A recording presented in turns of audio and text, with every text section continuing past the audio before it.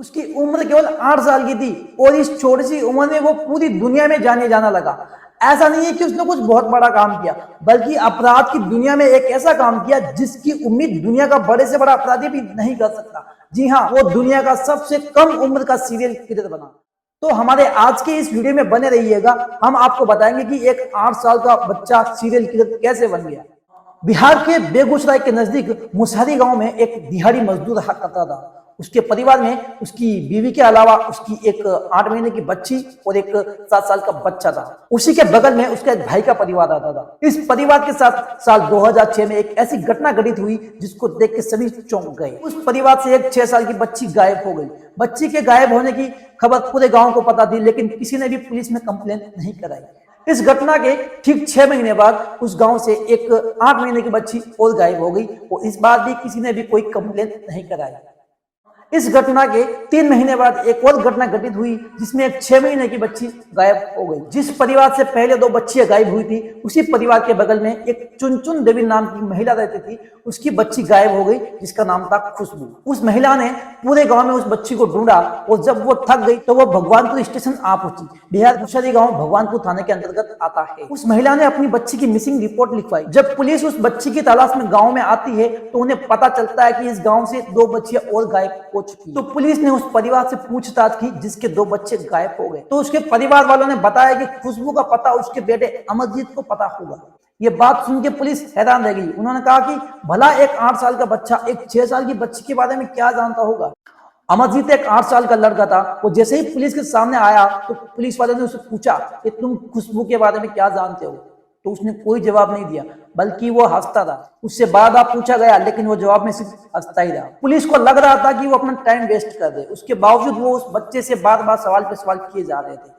आखिरकार उस बच्चे का मुंह खुल पड़ा। उसने कहा, अगर तुम मुझे बिस्किट खिलाओगे तो मैं आपको सब कुछ सच बता दूंगा। उसकी ये बात सुन के पुलिस वालों ने उसे बिस्किट ला के दी। अब वो बच्चा बिस्किट खाते हुए बोलता है कि सर, मैंने उस बच्ची को ना मार के गड्ढे में दफना दिया। पुलिस वाले उस बात से हैरान रह गए। उन्हें लगा शायद ये मजाक कर रहा है। तो पुलिस वालों ने उससे पूछा, अच्छा बताओ तुमने उस बच्ची को कहाँ छुपाया। तो अमरजीत उस पुलिस वाले को लेके गांव के किसी प्राइमरी स्कूल के पास गया। वहां एक छोटा सा खड्डा था, वहां पे लेके गया। जब जैसे ही पुलिस ने उस खड्डे को खोदा था, वहां पे खुशबू की लाश मिली। पुलिस अमरजीत को अपने साथ थाने लेके आ जाती है और थाने में लाकर उसके गांव से जो पहले 2 बच्चे गायब हुई थी, जो एक उसकी सगे काका की लड़की थी और एक उसकी सगी बहन थी जो 8 महीने की थी, उनके बारे में पूछा। तो फिर उसने कोई जवाब नहीं दिया, हंसने लगा। पुलिस ने बार-बार पूछा, फिर वो हंसने लगा। तो उसने एक बार फिर बोला कि सर, अगर मुझे बिस्किट खिलाओगे तो मैं आपको सच बताऊंगा। तो पुलिस वालों ने फिर उसको बिस्किट दिए। फिर उसने बिस्किट खाए और आगे की कहानी बताई। उसने बताया कि सर, मैंने अपनी सगी बहन और चचेरी बहन को भी मारा है। उसकी ये बात सुन के पुलिस स्टेशन में मौजूद सभी कर्मचारी एकदम चौंक गए, क्योंकि कोई सोच भी नहीं सकता कि एक 8 साल का बच्चा लगातार इतनी हत्याएं कर सकता है क्या। उसके बाद अमरजीत के चाचा और माता पिता को बुलाया तो उन्होंने सारी कहानी बताई। उन्होंने बताया था कि ये जो भी कत्ल हुए ना, वो अमरजीत ने किए, क्योंकि जब वो बच्चियां गायब होती थी तो उससे पूछा जाता तो वो सच बता देता।